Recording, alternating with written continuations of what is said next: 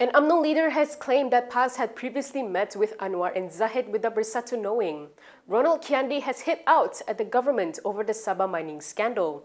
The public has been told to ensure that their MyKad chip is working in order to get the targeted petrol subsidy. Stay tuned to KiniNews for all this and more.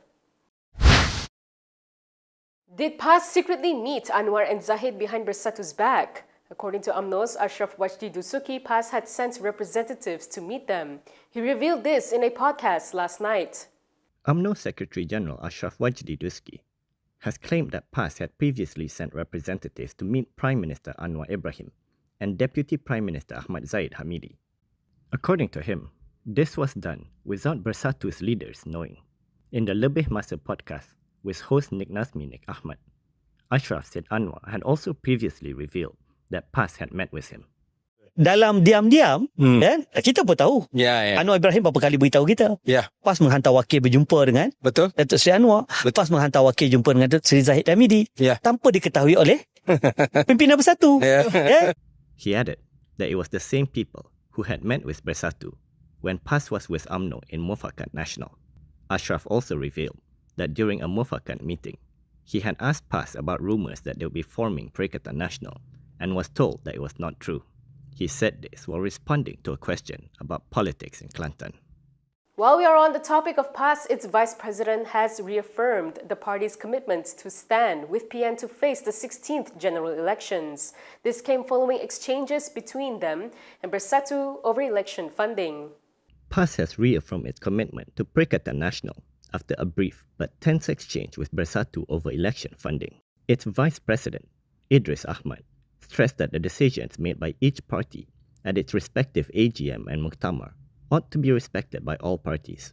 In a statement, Idris reaffirmed PAS's commitment to stand with its coalition partners in PN in preparation for the 16th general election. Idris said that unity within the coalition is the key strength in championing the interests of the people and the nation. He added that PN must continue to prioritize issues affecting the people, such as the proposed Urban Renewal Act, the death of 13-year-old school student Zara Khairina Mahathir, rising cost of living, as well as the rationalization of RON 95 subsidies. Idris also urged all parties to join the rally against the URA on October 4th to defend the fate of the people from being oppressed by the law. He added that PAS believes PN can offer fairer and more equitable solutions for the people if its components stays united. Ronald Kiandi has commented on the lack of charges over the Sabah mining scandal. This is what he had to say over the matter. Bersatu Vice President Ronald Kiandi has warned that the public in Sabah will deliver their verdict over the government's inaction on corruption in the state during the upcoming state polls. He said this in response to the series of video leaks related to a statewide mining scandal. In a video posted on his Facebook page yesterday, he questioned if they thought that people hadn't seen the videos and if it won't be a factor in electing the future state government. He said the public will be the judge and will make their verdict on their ballots during the upcoming state election. In his video, Kiandi also criticized Prime Minister Anwar Ibrahim's attitude towards the video leaks. He said he had asked the Prime Minister directly about what happened to the remaining assembly persons who had not been charged, but the PM said that more concrete evidence was still needed. The video recordings, which surfaced since last November, have revealed 8 Sabah assembly persons allegedly admitting on video to receiving bribes, followed by 6 more individuals being implicated several months later. In June, MACC Chief Commissioner Azam Baki said that 2 of these individuals would be charged for now, while the Deputy Public Prosecutor would decide on the others later. Various parties have since repeatedly urged the Attorney General's chambers to decide whether to charge the remaining individuals implicated in the scandal before the fast-approaching state election. From now on, you can also listen to KiniNews on Spotify and Apple Podcasts. Scan the QR code on the screen to follow us. Home Minister Saifuddin Nasution Ismail has urged the public to check their MyKads and ensure the chip is functioning well. This is in order to get the targeted subsidy for RON 95 petrol. During a speech at an event today, he said the system will use the MyKad to verify their identity when refueling.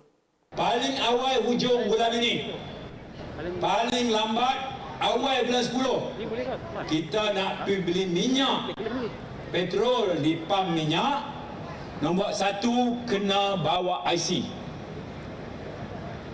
Pasal kita boleh beli minyak petrol dengan harga murah RM1.99. Lah RM2.05.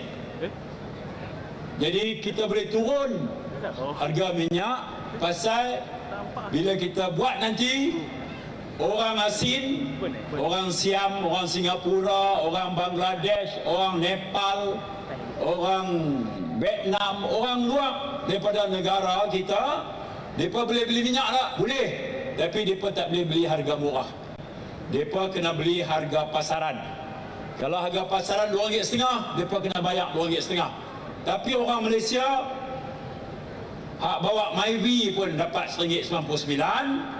Hak bawa Range Rover pun dapat RM1.99. Lah. Bila sistem stabil semua nanti, baru kita kelas balik.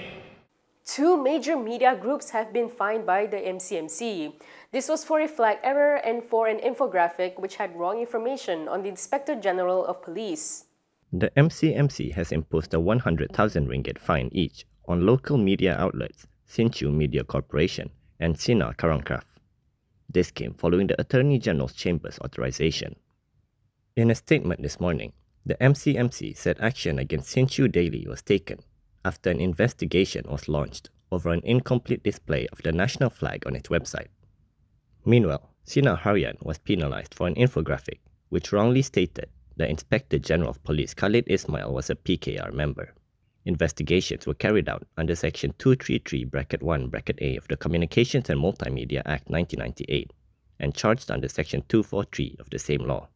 In the statement, MCMC also stressed that the flag is a symbol of national sovereignty, unity, and dignity which must be displayed accurately and respectfully at all times. It also warned against disseminating false information related to national security institutions, as it could negatively affect public order and erode the public's trust in local authorities. MCMC reminded all media organizations and social media users to always ensure the accuracy and authenticity of the content published, especially when involving the country's official emblems and symbols. The Immigration Department announced that it has dismissed 20 officials who were found guilty of involvement in a counter-setting syndicate, while another 277 remain under investigation. In an interview with Berita Harian, Immigration Department Chief Zakaria Shaban explained that the dismissals were enforced following court convictions, which confirmed the officers' involvement in the crime. He said action had been taken, including the heaviest penalty of dismissal, against those involved in misconduct, including the counter-setting syndicate. Zakaria stressed that this showed that the department won't compromise on any misconduct that undermines the integrity and transparency of immigration services. The 20 officers fired and the 277 still under probe had been stationed at key entry points across the country. This included KLIA, Penang, Bukit Kayu Hitam, and the Sultan Iskandar building in Johor. Zakaria explained that it took 6 months to 3 years to build airtight cases for conviction. He acknowledged the time-consuming nature of the disciplinary process, which required thorough investigations to be conducted to obtain concrete evidence. He added that several officials had since been demoted, suspended, or relocated to other departments. He further emphasized that his department had been cooperating with the MACC in efforts to root out corrupt officials, and that they were currently reviewing their procedures to avoid further loopholes from being exploited. On Wednesday, the Immigration Department announced that it had detected another counter-setting cartel involving high-ranking officials, allegedly responsible for recruiting newer members stationed at the country's entry points. That is all from me today. For more stories, you can go to KiniTv.com. You can also follow us on Instagram, X, YouTube, and Facebook for the latest news updates. I'm Kimilia. Thanks for watching.